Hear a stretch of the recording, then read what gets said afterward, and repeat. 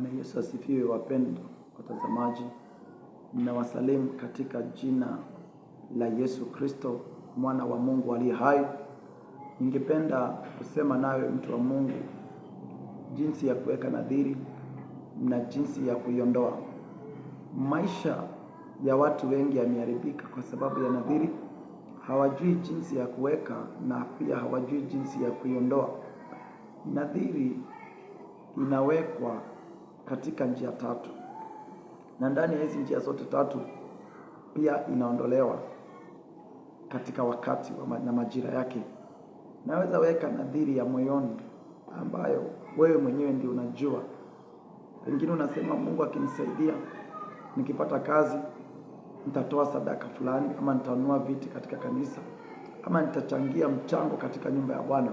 Hii nadhiri umeiweka, hujamwambia mtu, umeiacha katika siri, katika moyo wako.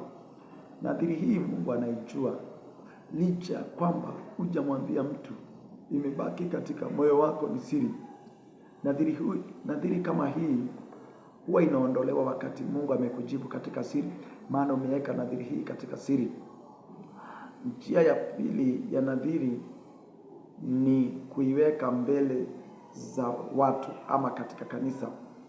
Unainua mkono wako, unasema, nitanunua mabati, nitanunua viti vya kanisa. Na unaposema vile, baada ya Mungu kukufanikisha na wewe kupata pesa, unasahau.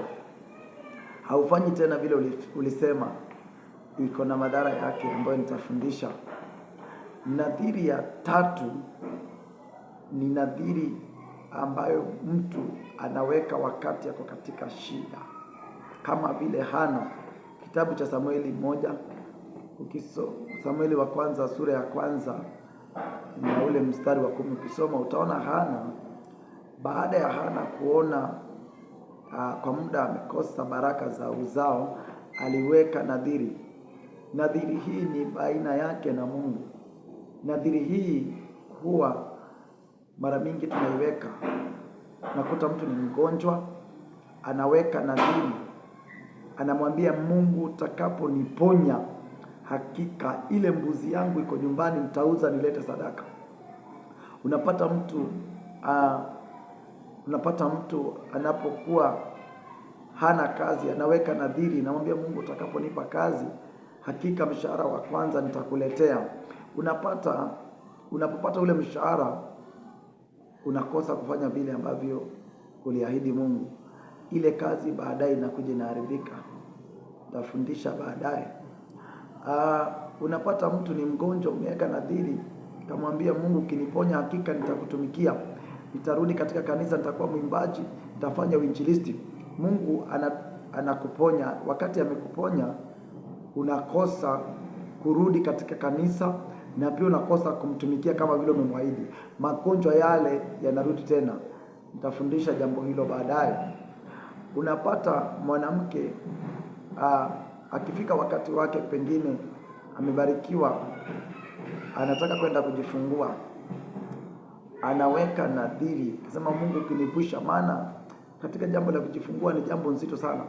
Anaweka nadhiri, anaambia Mungu, hakika nikitoka salama na mtoto wangu akatoka salama, hakika Mungu ukinisaidia tu katika saa hii nikapona, nisiangamie katika saa hii ambayo nimeifikia, Mungu hakika nikitoka hapa nitakutumikia, ama nitatoa sadaka fulani. Mungu naye anafanya juhudi, hata kama ulikuwa uangamie, unakosa kuangamia. After umetoka pale, unasahau.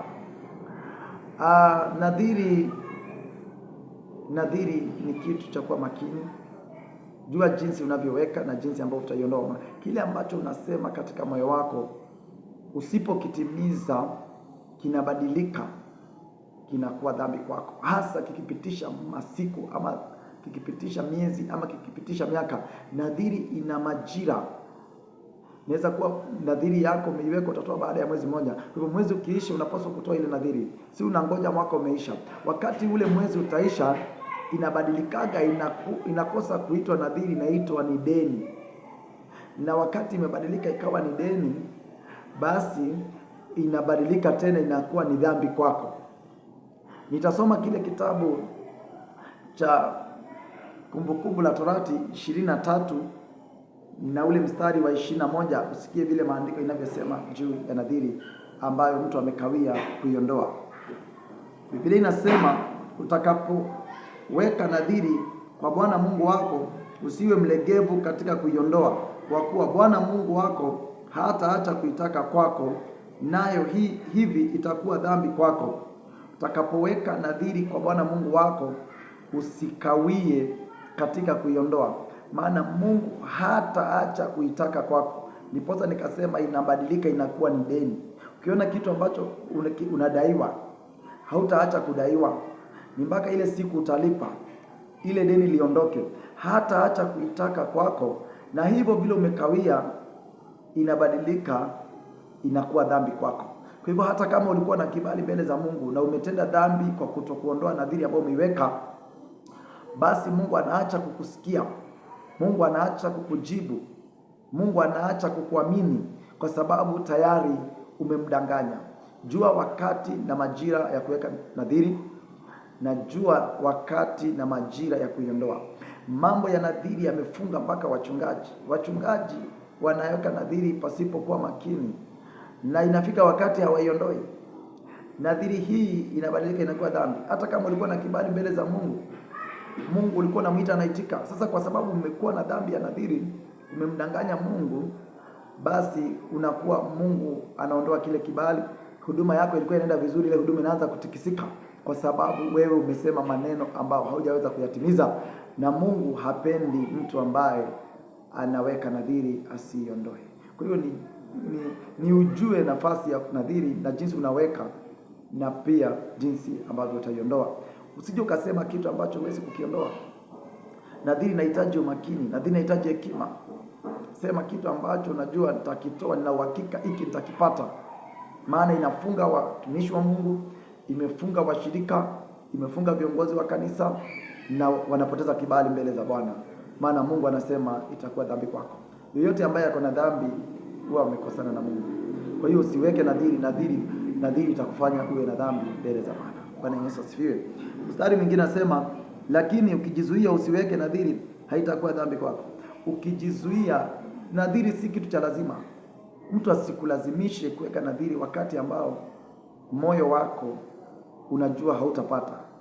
Kama hujaweka nadhiri, hauna dhambi, hauna deni na Mungu. Na neno la Bwana nasema, yaliyotoka midomoni mwako yashike. Yaliyotoka midomoni mwako yashike kuyafanya, kwa mfano wa ulivyomwekea nadhiri Bwana Mungu wako, ni sadaka ya hiari ulioahidi kwa kinywa chako. Kile ambacho moyo wako na umekiona moyoni mwako utaweza kukifanya na katoka katika kinywa chako, kizingatie na ufanye. Maana huwezi kumdanganya Mungu na huwezi kumdanganya wanadamu.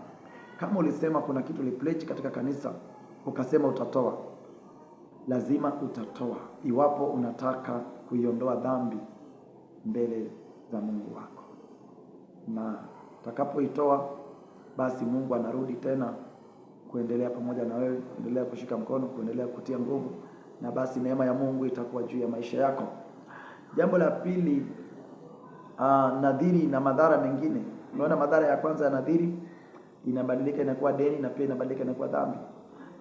Nadhiri isiyoondolewa, tulikuwa nazungumza juu ya nadhiri ambayo imechelewa kutolewa, ndio inabadilika inakuwa deni na inabadilika inakuwa dhambi.